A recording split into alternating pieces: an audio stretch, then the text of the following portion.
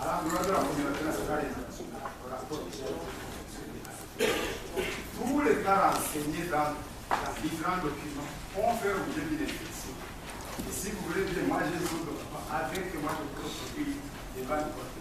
Aucun cas n'est bien entendu, dans 2 mois, comment voulez-vous que les enquêtes soient continuées pour que tous les jugements soient faits? Le travail est en cours, c'est fait. Et bien entendu, comme le ministère public est sur la charge déjà, il y en a ceux qui étaient cités dans les rapports qui nécessairement ne seront pas fait aucune poursuite en vertu de ce principe. Et lui, votre vous voulez compléter là, donc vraiment vous donner la parole aux représentants de télé de conflit religieux. Si vous voulez faire un appui, on a même du gouvernement. On n'a même pas le temps de voir la scène. Donc c'est une question importante. Merci, je vous remercie. Oui, 1 minute. Il y a des questions qui ont été posées sur le processus électoral, vers les élections de 2015. On va demander à Monsieur le ministre de l'Intérieur, c'est lui qui est en charge de ce genre de dossier, d'y répondre. Mais il y a cette question-là qui a été posée par...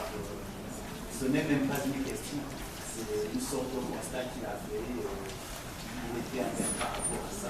Et c'est à cela que le ministre de la Justice répondait maintenant. Moi, je pense que là, tout à fait raison, parce que vous savez, la loi, c'est parfois compliqué, mais ce qu'il faut dire, c'est qu'au Burundi, tout de même, ce n'est pas le grand soir. Nous sortons d'une longue période de crise, d'une longue période d'anomie, absolument.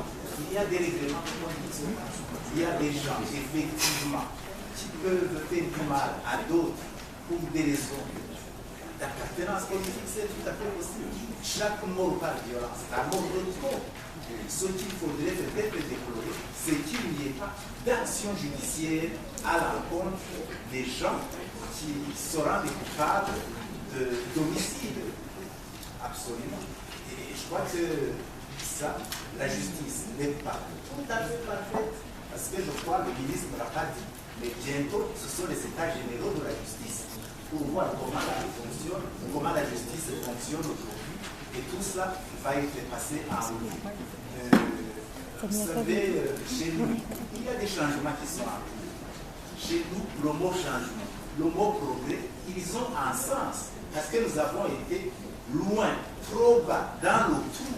Nous sommes entrés dans ce trou. Et tout va très bien. Alors, moi je demande à la communauté de nous juger sur les efforts que nous faisons aujourd'hui et sur les résultats que nous sommes en train d'atteindre. Alors, est-ce que j'ai la parole? Est-ce que vous êtes d'ailleurs là? Non, mais parce qu'il y a la question du Japon, est-ce qu'on peut répondre rapidement? Parce que vraiment, vous ne pouvez pas qu'on sorte de cette salle-là sans autant que... Oui, c'est la question des élections. Voilà. Est-ce que vous il n'est pas là? Il est là. Il est là. Monsieur le ministre, en un mot, est-ce qu'on peut avoir... Merci, monsieur le modérateur. Merci de m'accorder la parole. J'aurais bien aimé m'exprimer sur d'autres questions, sur les deux auparavant, en rapport avec les libertés publiques. Mais néanmoins, comme le temps fait défaut, je ne vais pas m'exprimer sur la question de la nationalité du Japon, en rapport avec le processus électoral. D'abord, je voudrais lui rassurer que le peuple burundais maintenant s'habitue au processus électoral parce que depuis 2005, 2010, bientôt en 2015, c'est-à-dire que c'est un peuple qui s'habitue aux élections. Autre chose, c'est que nous sommes en train de revoir le cadre légal, notamment le code électoral qui sera bientôt présenté au gouvernement pour analyser l'adoption. Mais avant cela, on va d'abord, avec les différents partenaires, la société civile et les partis politiques, on va analyser ensemble les différents défis tirés des élections 2010 pour voir si on peut déjà les transformer en atout pour les élections 2015.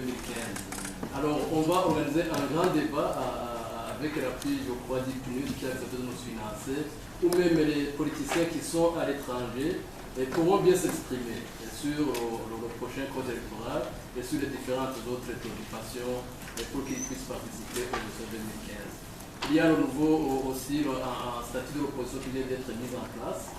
qui a un statut qui donne un espace de débat aux politiciens qui voudraient s'exprimer sur toutes les questions en rapport avec les élections.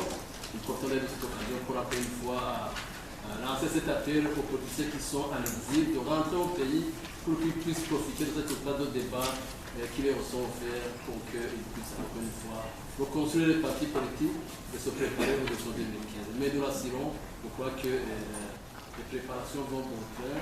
Le cadre légal sera bientôt révisé et les débats seront bientôt engagés avec tous les partenaires. Et je crois que nous devons assurer tout le monde. C'est un processus qui se déroulera très bien.